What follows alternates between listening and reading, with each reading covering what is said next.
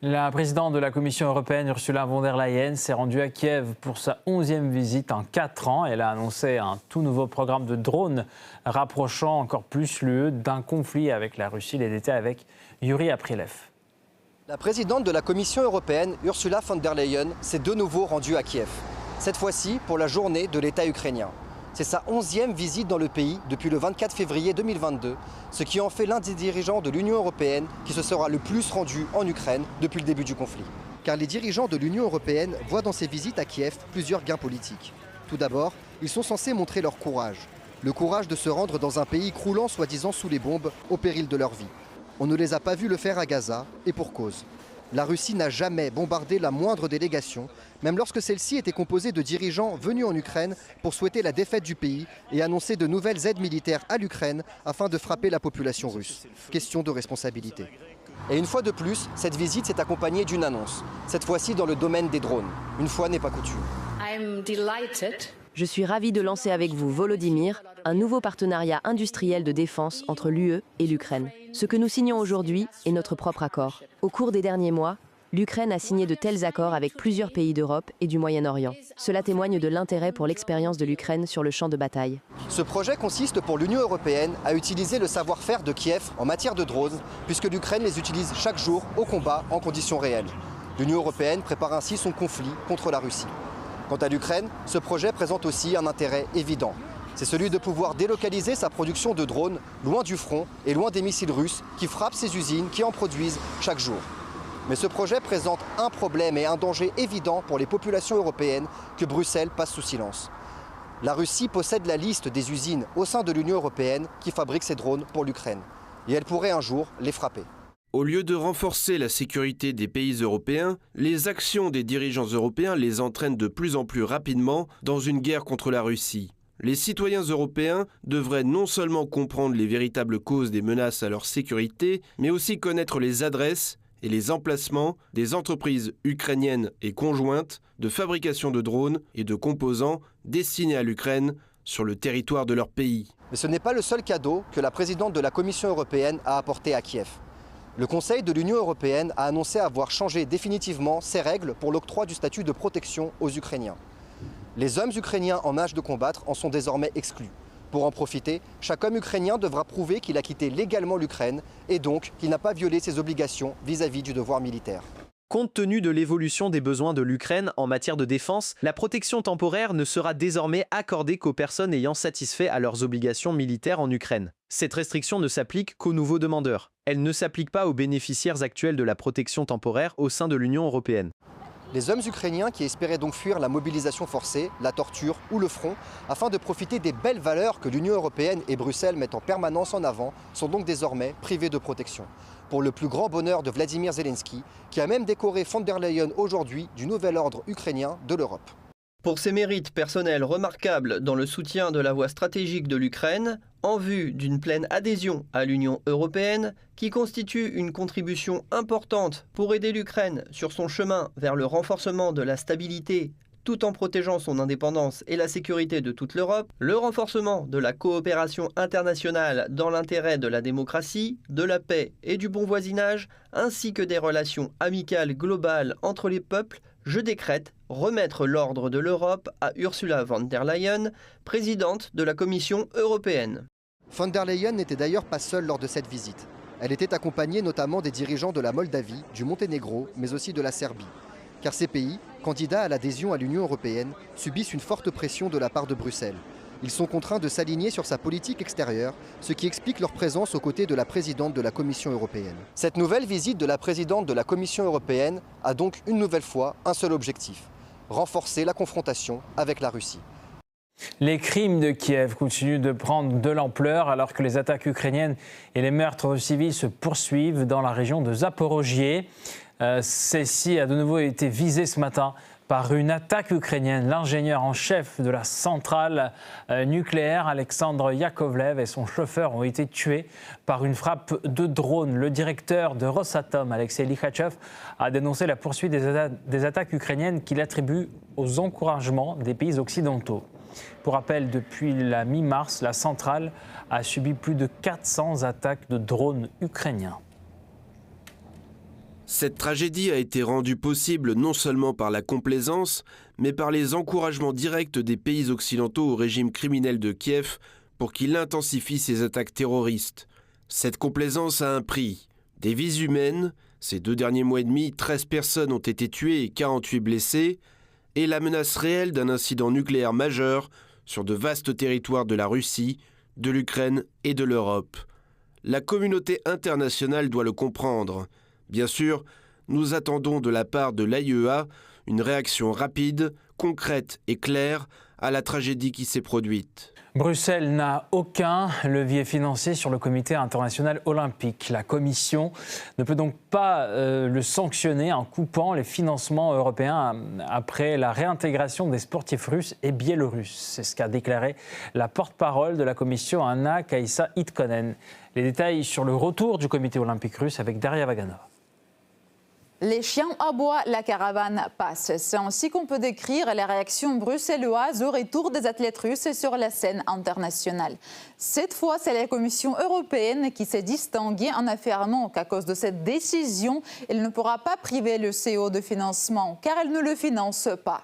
En aucune façon, la Commission européenne ne finance le Comité international olympique. Ils n'ont accès à aucun de nos financements. C'est très important. Nous avons vu la lettre que vous évoquez, et je le répète parce que c'est très important. Nous ne finançons pas le Comité international olympique. Le Comité olympique européen, tout comme les autres entités sportives, ce sont des entités séparées. Maintenant, étant donné l'immense quantité d'associations sportives et autres organisations, je n'ai pas une vue d'ensemble des différents moyens par lesquels elles accèdent à nos programmes et au financement de la Commission. C'est une chose sur laquelle nous allons nous pencher. Nous avons exprimé notre position de manière très claire. Nous ne sommes pas d'accord avec cette décision, ce qui est d'ailleurs pleinement conforme aux conclusions adoptées par les chefs d'État de l'UE lors du Conseil européen en juin. L'Estonie a été la première à demander des sanctions contre le mouvement olympique et elle a été rejointe par le Danemark, la Lettonie, la Lituanie, les Pays-Bas, la Pologne, la Roumanie, la Finlande et la Suède.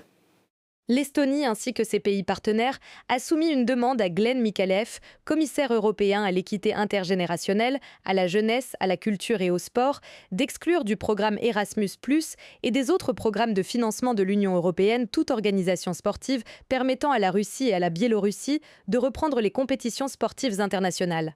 C'est le 7 juillet 2026 que le Comité international olympique a annulé sa décision de suspendre l'adhésion du Comité olympique russe qui était en vigueur depuis 2023. Et c'est depuis hier, le 14 juillet, que la page du Comité olympique russe est de nouveau accessible sur le site web du Comité international olympique. Le sport russe n'aura plus de statut neutre. Concernant l'affichage des symboles nationaux, la décision d'autoriser ou non le drapeau et l'hymne national relève de la compétence des fédérations sportives concernées. Après le départ de Thomas Bach de la présidence du CEO, la situation pour la Russie s'est progressivement améliorée.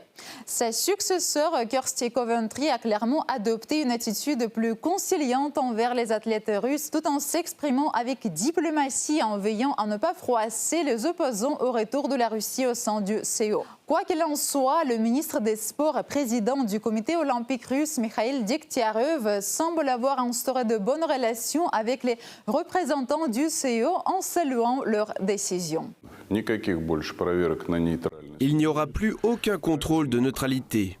De plus, le CIO a levé les restrictions sur les sports collectifs et a appelé toutes les fédérations internationales à rétablir le drapeau, l'hymne et nos équipes dans les compétitions internationales. Il y a également une décision nous concernant, nous, en tant qu'organisation, à savoir le Comité olympique russe. Elle est très importante et fondamentale. Le Comité olympique russe est rétabli dans l'intégralité de ses droits. Cela signifie, premièrement, que nous sommes à la table des négociations et que nous poursuivrons les négociations au sein du CIO pour réintégrer nos athlètes dans différentes fédérations. Deuxièmement, cela signifie qu'aucune restriction ne sera plus imposée au comité olympique. Pour toutes les fédérations sportives, cela ouvre une voie directe à la réintégration de nos équipes nationales dans les compétitions internationales. Le Comité national olympique ukrainien a exprimé son désaccord catégorique avec la décision du CIO qu'il a qualifiée de prématurée, infondée et prise sans tenir compte des circonstances objectives. Le prétexte officiel invoqué pour les sanctions contre le Comité olympique russe était l'intégration en son sein des comités olympiques des républiques populaires de Donetsk et de Lugansk ainsi que des régions de Zaporogie et de Kherson suite à leur réunification avec la Russie.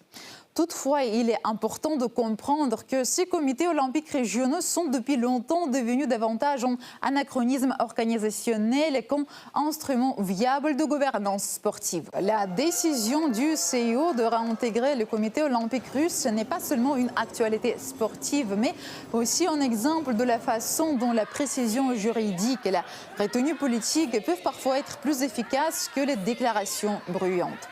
L'Union européenne pourrait continuer de mettre des bâtons dans les roues des athlètes russes en leur refusant des visas, par exemple, qui verra, mais cela pourrait bien être dans leur esprit. Le grand sport a toujours été lié à la grande politique. C'est précisément la raison pour laquelle le retour des athlètes russes ne se résume pas à une simple question de médaille.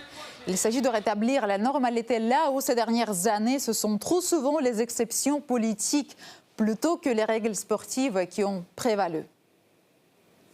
Aux antipodes sur Terre, mais toujours réunis dans l'espace. Hier, une fusée Soyouz a décollé de Baïkonour avec un équipage russo-américain à son bord.